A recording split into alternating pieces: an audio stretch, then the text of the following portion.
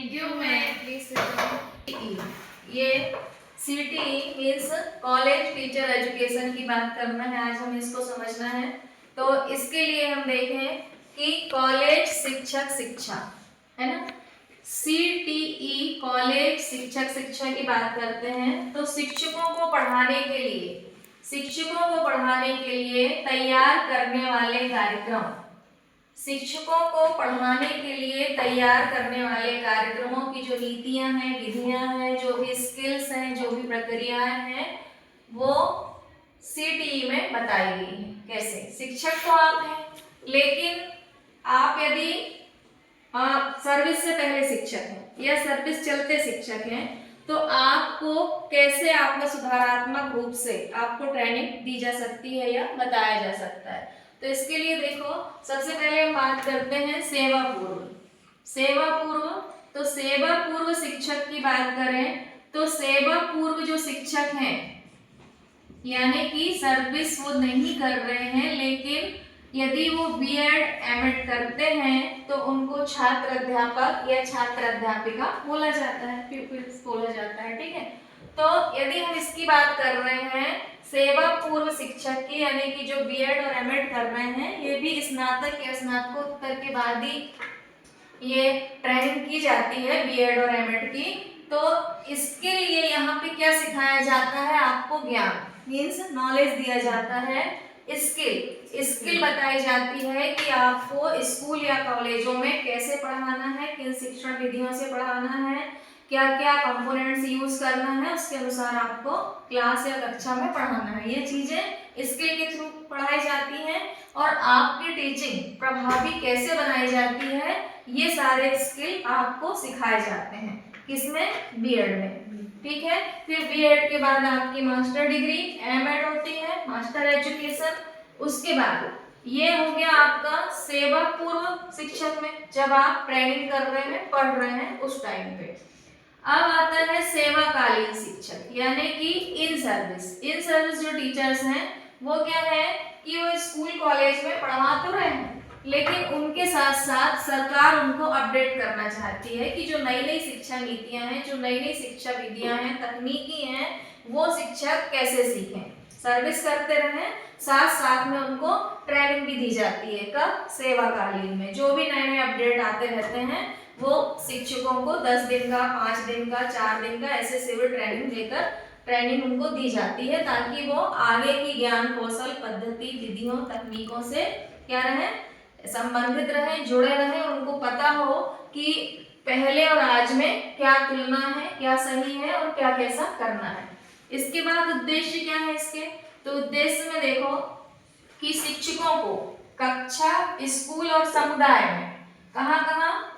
कक्षा, स्कूल और समुदाय, यहाँ पे यदि शिक्षक पढ़ाते हैं तो वो प्रभावी ढंग से पढ़ा सकें, बहुत इफेक्टिव होना चाहिए उनकी क्लास, ताकि जो भी विद्यार्थी हैं, जो भी स्टूडेंट हैं, उनको सरल से सरल भाषा में समझ में आए। तो उनका शिक्षण कैसा होना चाहिए? प्रभावी होना चाहिए।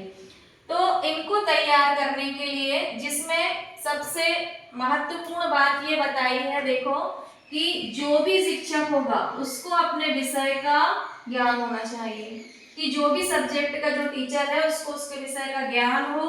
और शिक्षण कला की बात करें तो शिक्षण कला का अर्थ ये है कि जो भी सब्जेक्ट, जो भी टॉपिक टीचर पढ़ा रहा है, तो उस सब्जेक्ट को, उस टॉपिक को कैसे पढ़ाना है, स्टेप बाय स्टेप स्पष्टीकरण से, और जितनी भी विधियां जिस सब्जेक्ट के अनुसार, जिस सब्जेक्ट अकॉर्डिंग जो विधियां हैं, जो स्किल हैं, उनके अनुसार टीचर को पढ़ाना है। तो शिक्षण कैसा होगा?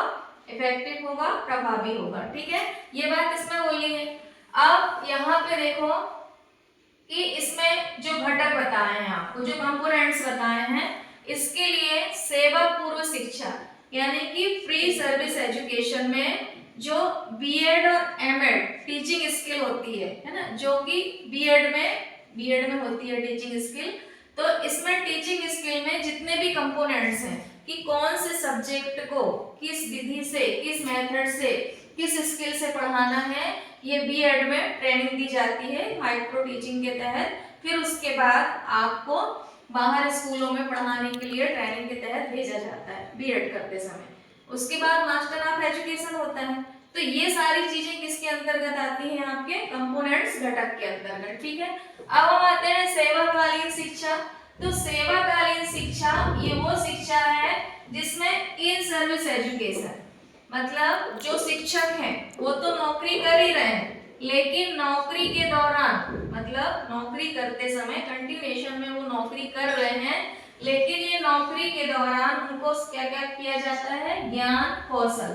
क्यों ज्ञान कौशल, क्यों, क्योंकि इनको अपडेट करना है। क्या करना है यहाँ पे, उनको अपडेट करना है। पुराना तो उनको जो है वो चल ही रहा है और आता ही है, जैसा पढ़ाते आ रहे हैं वैसा ही, लेकिन जो नई नई तकनीकी है, नए नए स्किल हैं, जो भी जानकारियां हैं, ज्ञान है, वो सारी चीजों से उनको क्या करवाना, अपडेट करवाना। अब अपडेट कैसे करवाएंगे, तो इसके लिए जो नई चीजें आती हैं उसके लिए वर्कशॉप या सेमिनार, ठीक है, वर्कशॉप लगाया जाता है। तो वर्कशॉप के थ्रू जो भी नई टेक्निक आती है, शिक्षा से संबंधित विधियां आती हैं, वो सारी चीजें टीचरों को वर्कशॉप के थ्रू करवाई जाती है, फिर उनको सर्टिफिकेट दिया जाता है। चाहे तो भी प्रेजेंटेशन दे सकते हैं नई नई चीजों में। सेमिनार में भी यही बताया है कि ये कार्यक्रम रखे जाते हैं टीचरों को अपडेट करने के लिए, जो भी नई जानकारियां, तकनीकी शिक्षा विधियां जो भी आती हैं उस सब्जेक्ट से संबंधित उन टीचरों को वहां पे प्रेजेंटेशन देना होता है और फिर उसके अकॉर्डिंग उनको प्रमाण पत्र या सर्टिफिकेट मिलता है। इसके बाद हम आते हैं योग्यता में।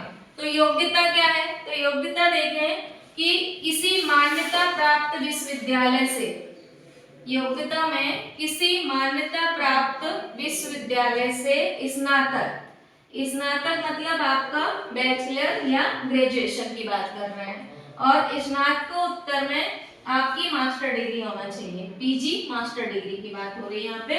तो किसी मान्यता प्राप्त विश्वविद्यालय से स्नातक या स्नातकोत्तर की डिग्री आपकी होनी चाहिए।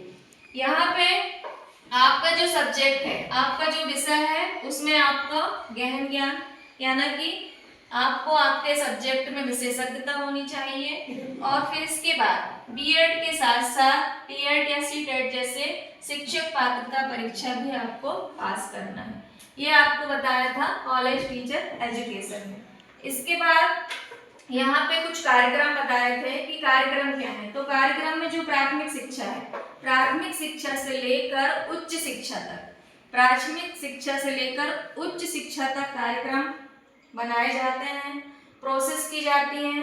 प्रोसेस में भी हर तरह की स्किल, तकनीक, नई नई विधियों से शिक्षकों को अपडेट किया जाता है, चाहे वो आपके सेवा पूर्व शिक्षक हों या सेवाकालीन एजुकेशन में बताए रहते हैं, और प्री में भी और इन में भी, दोनों में। मीन्स प्री सर्विस एजुकेशन में भी बताया जाता है आपको नई नई तकनीक, नई नई विधियों से जुड़ना, नए नए ज्ञान से जुड़ना, वर्कशॉप सेमिनार वगैरह रखे जाते हैं।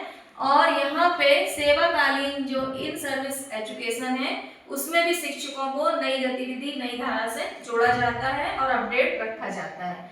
तो इस तरह से ये सारे कार्यक्रम कॉलेज टीचर एजुकेशन में प्रोसेस सारी इसी तरह की जाती है, नए नए नियम, नई नई नीतियाँ, प्रक्रियाएं, ये सारी चीजें बनाई जाती हैं।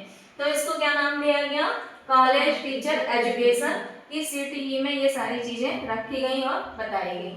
ठीक है, थैंक यू।